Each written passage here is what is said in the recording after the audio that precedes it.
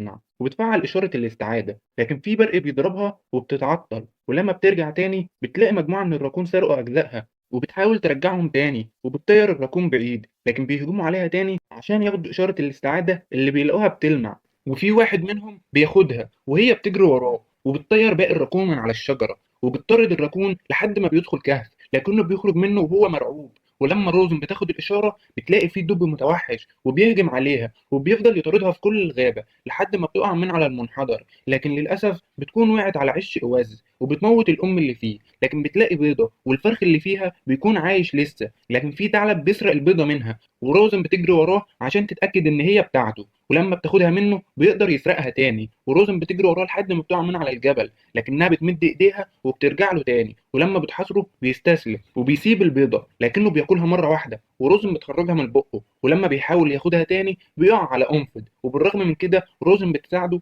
وبتشيل منه الشوك.